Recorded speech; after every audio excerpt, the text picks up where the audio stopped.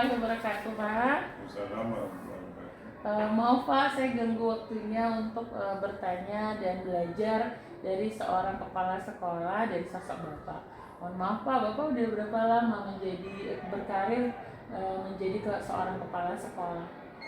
Awalnya dari tahun baru 2 tahun. Baru 2 tahun ya Pak. Terakhir. Sejak 2 tahun terakhir. Pak, izin saya mau wawancara tentang bagaimana figur dari kepala sekolah dalam mengambil keputusan. Selama ini Pak, bagaimana Bapak dapat mengidentifikasi kasus-kasus yang merupakan dilema etika atau benar keadaan yang benar dan lawan yang benar, atau merupakan bujukan moral, atau keadaan yang benar lawan keadaan yang salah? Bagaimana cara mengidentifikasinya Pak?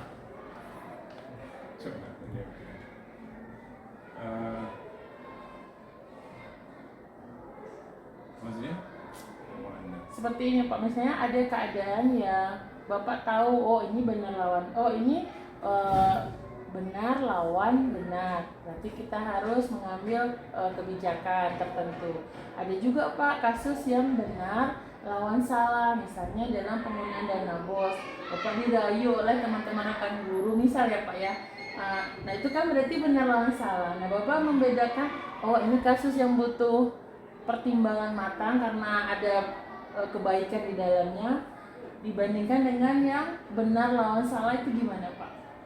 Untuk keputusan kita juga berdasarkan aturan. Aturan sudah ditetapkan ya ikuti aturan. Berdasarkan aturan saja. Aturan yang sudah berlaku, baik penggunaan dana maupun kebijakan yang lain, aturan. Jika kita ikuti aturan, kalau memang sudah melanggar aturan, itu ada konsekuensi yang tindakan aturan.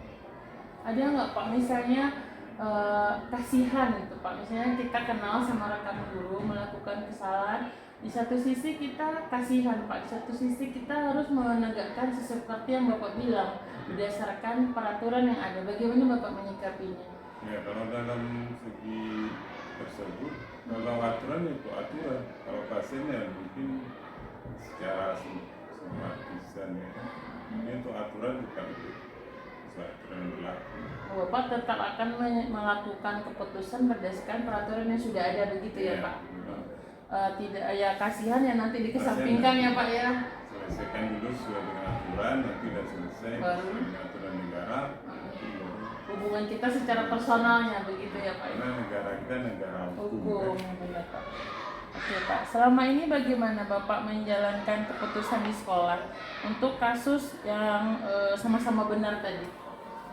Tetap ya Pak berdasarkan aturan? Ya, tetap kita berdasarkan aturan yang telah ditentukan negara, pemerintah, baik secara negara atau pemerintah, agama dan norma-norma ya Pak ya? Baik Pak. Biasanya Pak kalau dalam mengambil keputusan itu langkah-langkahnya bagaimana Pak? Apakah langsung atau Bapak konfirmasi dahulu, bagaimana Pak kira-kira langkah-langkahnya? Ya, awalnya itu kita harus klarifikasi. Oh, klarifikasi ya Pak. Bermacam-macam. Dari beberapa sumber dan dari orang lain. Nanti kita cocokkan dengan kenyataannya. Oh, berarti kayak adu kecocokan gitu ya Pak? Iya. Nah, selanjutnya bagaimana Pak setelah kita melihat dari data dan mengkonfirmasi dari orang-orang terdekat, itu bagaimana selanjutnya Pak? Ya memang kalau sudah pasti perbuatannya apa yang dia lakukan dengan aturan yang berlaku, itulah yang kita lakukan. Tindakannya. Ada nggak Bapak sampai ke jenjang misalnya pengawas, ke dinas, itu ada nggak Pak? Ya nanti kan ada jenjangnya, kasusnya gimana, berat atau ringan begitu ya Pak? Ya, kepada siapa yang dituju ya kan? Untuk membuktikan dukungan dari apa kesalahannya, itu kita butuh yang pakar bidang temuannya siapa. Kalau kita kan sebagai di sekolah, kami juga punya atasan lagi. Pengawas ya Pak ya? Pengawas. Baru ke dinas ya Pak ya, Korwil ini ya Pak ya? Korwil. Baru ke dinas pendidikan. Karena kita ini ada jenjang-jenjang, tidak mungkin langsung ini kan. Gitu ya Pak ya. selama ini Kak, Pak ada nggak Pak pelanggaran hukum Pak di sekolah ini yang kasus yang Bapak harus mengambil keputusan yang ada pelanggaran hukumnya? Untuk sementara ini belum ada. Janganlah ya Pak ya. Ya, Jangan ya Pak. tidak berharap harus ada kan. Berarti di situasi di sekolah ini cukup kondusif ya Pak ya? Cukup kondusif. Tidak ada pelanggaran. Kalau pelanggaran kode etik Pak ada? Kode etik maksudnya? Yang membawa kode etik guru misalnya sampai marwah guru, ada orang tua yang sampai membuat marwah guru jadi hancur seperti belum ada ya Pak? Enggak ada. Berarti selama ini kasusnya masih tergolong internal ya Pak ya? Internal. Tidak ada pelanggaran hukum dan kode etik sebagai seorang guru ya Pak? Nah, okay. Atau misalnya ada orang tua yang ngamuk-ngamuk gurunya dimarah-marahin gitu? Oh. Tak ada ya Pak ya? Ada. Apa yang Bapak rasakan jika keputusan yang Bapak ambil itu diviralkan oleh seorang guru gitu? Misalnya Bapak ngambil kebijakan bahwa guru masuknya harus jam sekian, terus gurunya melanggar aturan, tuh Bapak melakukan keputusan, terus gurunya nggak senang diviralkan, itu bagaimana Pak?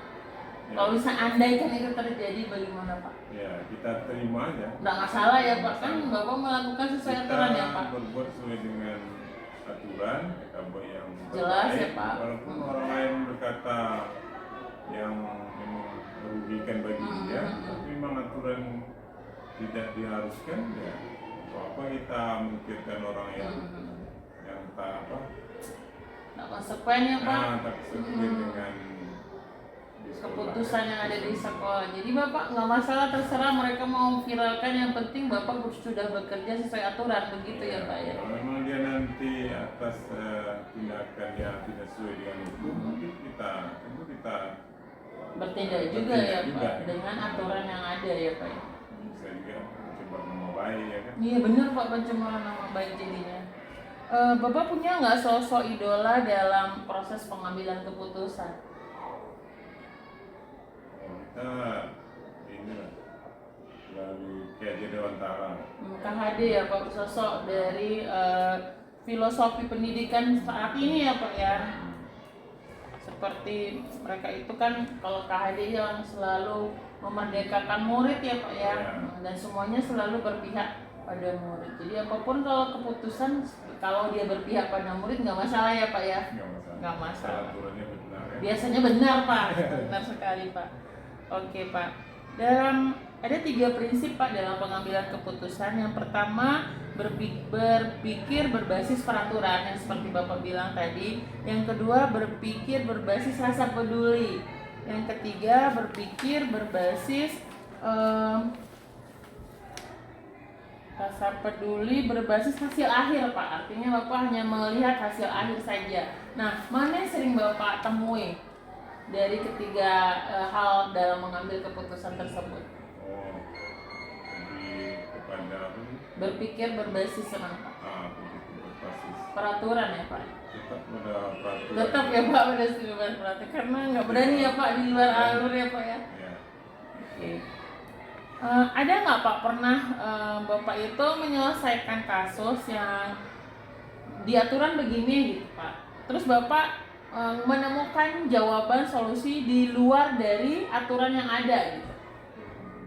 Belum ada ya Pak. Misalnya nih Pak, dalam PPDB misalnya seperti itu Pak, dalam aturan kan sudah ada juknisnya, terus Bapak ketemu nih masalah yang bisa Bapak selesaikan tapi tidak melanggar aturan, tetapi dalam juknis tidak ada, begitu ada nggak Pak? Belum ada. Sejauh ini berarti sesuai dengan aturan yang sudah diterbitkan oleh dinas, seperti itu ya Pak ya. Apakah Bapak, apa saja yang selama ini Bapak anggap efektif dalam mengambil keputusan? Apa saja yang selama ini Bapak anggap efektif dalam pengambilan keputusan? Bapak biasanya meninjau itu efektif atau enggak dari mana Pak? Secara langsung. Bapak observasi langsung ya Pak ya? Observasi langsung. Lalu Pak, Bapak melihat itu efektif dari mana lagi selain observasi, melihat yang terjadi di lingkungan? Misalnya Bapak ngambil kebijakan tentang lingkungan, terus Bapak ngeliat efektif apa enggak, kan dari ingat langsung ya Pak ya. Selain itu dari mana lagi Pak? Dari tindakan dari guru-guru Pak. Oh, dari perbuatan ya. perbuatan guru ya Pak ya, tindakan atau langsung dari seorang guru ya Pak ya. Oke Pak. Ini ada 4 nih Pak, 4 paradigma atau 4 cara berpikir dalam pengambilan keputusan. Yang pertama ada kepentingan individu lawan kepentingan kelompok. Kepentingan individu misalnya seperti ini, Bapak inginnya menjalankan rencana A dengan tujuan ini. Sementara di dalam lingkungan ada nih ternyata siswa lebih kita pentingkan, misalnya pengadaan buku lebih penting daripada Bapak ini misalnya membangun pustaka, misalnya seperti itu kan kepentingan Bapak untuk sekolah gitu. Nah itu kepentingan lawan kelompok Pak. Ada juga yang keadilan lawan kasihan nih. Tadi Pak, keadilan Bapak ingin mengadili guru yang bersalah, sementara itu sahabat dekat Bapak yang salah itu. Nah itu. Yang ketiga kebenaran lawan kesetiaan. Misalnya nih Pak, benar nih Bapak mengadukan bendahara Bapak udah melakukan penyelenggaraan penyelewengan dana, sementara yang kesetiaan kita kepala sekolah masa ngasih anak buah kita, misalnya seperti itu ya Pak ya contohnya. Lalu yang terakhir jangka pendek versus jangka panjang. Misalnya ini tadi Pak, misalnya Bapak ingin membuat keputusan berdasarkan jangka panjang. Jangka panjang itu misalnya Bapak mau sekolah Bapak ini berbasis peduli lingkungan atau adiwiyata. Berarti kan Bapak pengadaan pohon seperti itu. Sementara jangka pendek guru-guru maunya nggak yang itu. Guru-guru maunya tentang pengembangan workshop kayak gitu. Nah, kondisi mana nih Pak yang sering terjadi? Yang jangka pendek, jangka panjang yang tadi, atau ini Pak, kepentingan individu lawan kelompok, kepentingan Bapak lawan kepentingan ternyata di dalam keseharian anak-anak nggak butuh tentang nggak butuh tentang perpustakaan, butuhnya misalnya kamar mandi seperti itu Pak. Dan itu kan kita melihat kepentingan anak-anak lawan kepentingan kita yang dalam juknis. Kita melihat ternyata butuh pustaka, ternyata tidak, terus seperti itu. Yang kepentingan individu lawan kelompok, keadilan lawan kasihan, kebenaran lawan kesetiaan, atau jangka pendek lawan jangka panjang Pak yang sering Bapak alami. Yang sering itu lah lebih utamakan kepentingan kepada individu anak ya. Bapak lah akhirnya lebih kepentingan kelompok ya Pak daripada kepentingan Bapak gitu. Walaupun sebenarnya itu sama-sama untuk kebutuhan sekolah ya Pak ya. Sekolah, tapi yang untuk siswa itu lebih utama atau pengadaan buku yang seperti itu ya. Akhirnya pagar nggak jadi gitu, misalnya kayak gitu ya Pak ya. Kita skala prioritas Pak. Skala prioritas untuk anak-anak, nanti untuk anak-anak sudah terpenuhi baru itu untuk pendukung dari sekolah tersebut. Kalau itu nggak melanggar aturan Pak? Memang ya, ada aturannya untuk beli buku berapa memang ada ya Pak ya. Oke. Pemenuhan kebutuhan sarana ya melengkapi saja, tergantung anggaran yang sudah ditulis di RKA ya Pak. Sudah dianggarkan. Oke Pak. Yang merupakan tantangan di SD Bernas nih Pak dalam keputusan apa saja Pak? Iya, tantangannya misalnya dari anak-anak, dari guru atau dari masyarakat apa Pak? Tantangan dari segi guru gimana Pak? Dari segi guru tantangan nggak ada. Nggak ada, berarti mereka tuh tergolong guru yang manut ya Pak ya? Iya. Nah, terus kalau yang dari siswa ada nggak Pak tantangannya Pak? Tantangan ya sekarang lebih kepada tindakan anak-anak ya, pelaku yang lebih membantu dalam pembentukan karakter, yang agak berat sedikit ya. Iya Pak. Kalau dari ini Pak, peran dari masyarakat ada nggak Pak? Secara ini kan ini sekolah kota ya Pak ya, semua udah pada tahu lah SD Bernas Pak gitu. RT RW. Bener Pak, ada nggak Pak yang bersinggungan dengan masyarakat setempat? Belum ada ya Pak. Kalau misalnya tantangan lain yang datang dari luar seperti wartawan itu ada nggak Pak? Ada lah sedikit. Ada ya Pak ya, karena saya di SMA juga begitu Pak. Perlu konfirmasi, data, jadi kita menyampaikan apa yang ada data ya. Kadang pula kepentingan apa pula ya Pak, oknum yang nggak ini ya Pak ya, nggak sesuai dengan jalur melakukan kegiatannya itu kan, maksud kita A yang dia tangkap B, seperti itu ya Pak ya. Oke Pak, apakah Bapak memiliki jadwal dalam menyelesaikan kasus tertentu Pak? Atau Bapak langsung menyelesaikan di tempat pada waktu itu? Ya langsung, kalau apa, pas kejadian itu langsung kita bertindak, langsung dihubungi telepon. Oh, langsung segera ya Pak ya, langsung nggak usah, Ya kan? nggak usah pakai jadwal ya Pak ya. Nggak ada jadwal, kan kita juga tak tahu kapan terjadinya ya. Tinggal konfirmasi saja ya Pak ya, tapi nggak ada.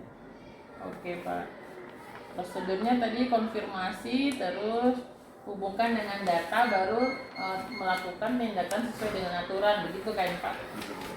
Kemudian udah mau selesai nih Pak, faktor-faktor apa yang selama ini mempermudah Bapak dalam mengambil keputusan? Apa saja Pak faktor pendukung yang membuat Bapak tuh mudah nih ngambil keputusan ini?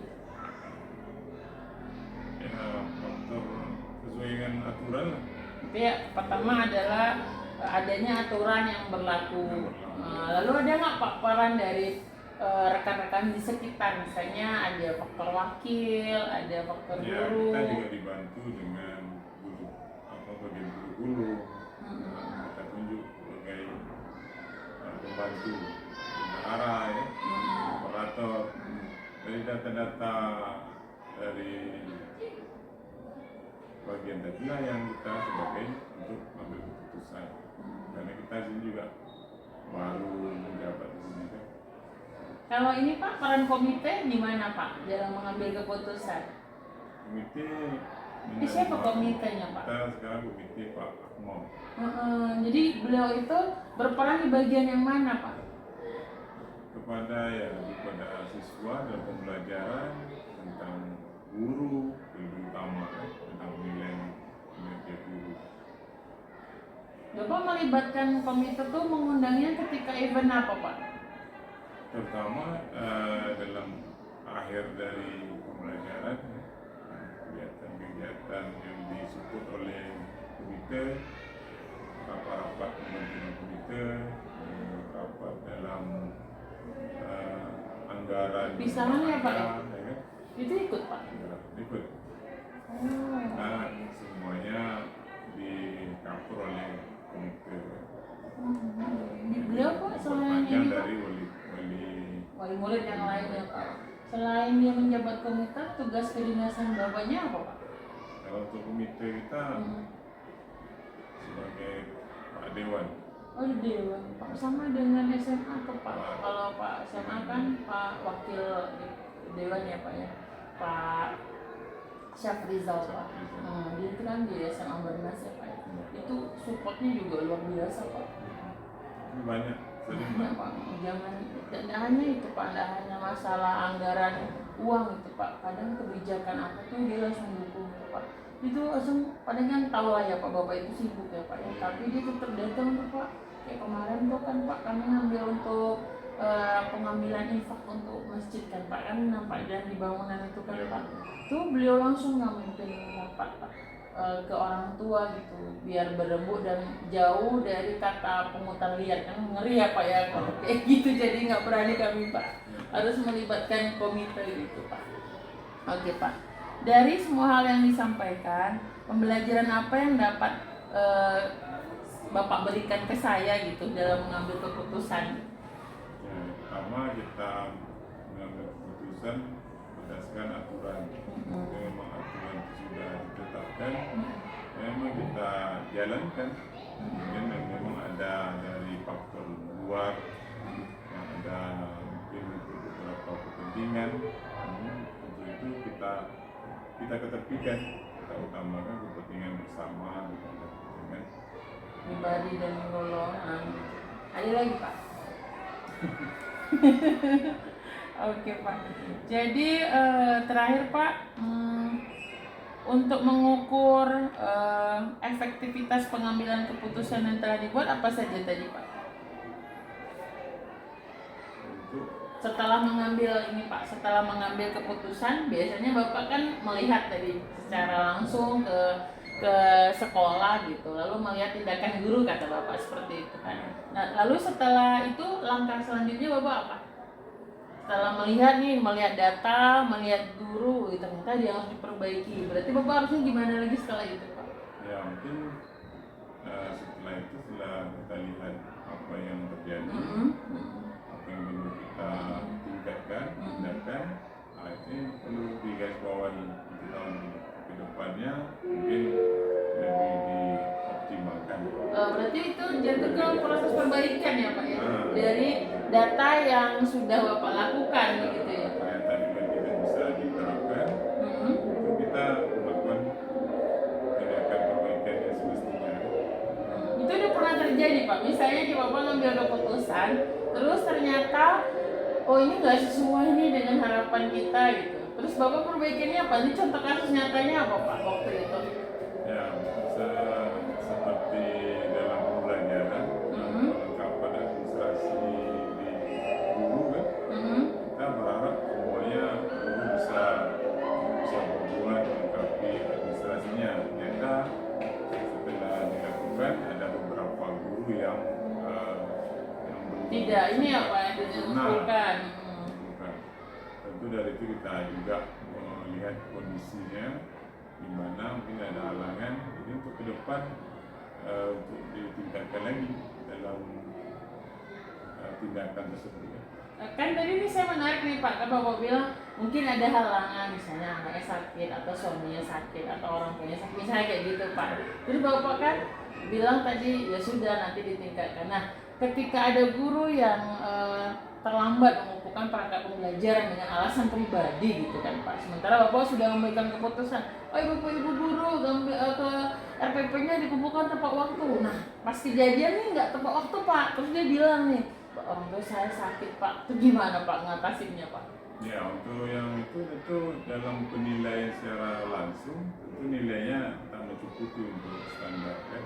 Oh, ternyata mempengaruhi nilai kinerja ya Pak ya? Jadi dia tidak berhak untuk proses ya Pak, untuk nilai yang grade baik ya Pak baik. ya? Kita berharap dia menjadi sangat baik. Tapi Sebenarnya dia Pak, bisa yang lakukan yang baik, ya itu yang bisa dilakukan. ya, konsekuensinya Bapak sering Namun nilai tetap nilai. tetap jalan ya Pak ya? Kasihan tetap kasihan aja. Kasihan tetap Bapak ya, keke ya. Dia kan juga ada juga kendala ada kan. Tapi tetap mengerti ya sebenarnya ya Pak. Kita cuma menyarankan saja. Kalau nilai tetap Jalan, ya. gitu ya Pak. Saya pikir tadi Bapak akan berubah tadi. Angka Ternyata tidak ya Pak ya, tetap ya Pak ya. Oke. Jadi dia dengan perbuatan itu dia sadar bahwa dia tidak berhak untuk mendapat nilai Karena alasan pribadi dia ya Pak.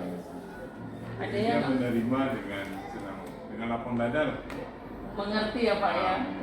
Ada nggak Pak yang sakit hati gitu Pak gara-gara gitu? Belum ada. Tergantung cara kita menyampaikan kepada orang lain kan. Cara penyampaiannya mungkin dengan tutur bahasa yang baik pula gitu ya Pak. Jadi orang menerimanya dengan baik seperti itu.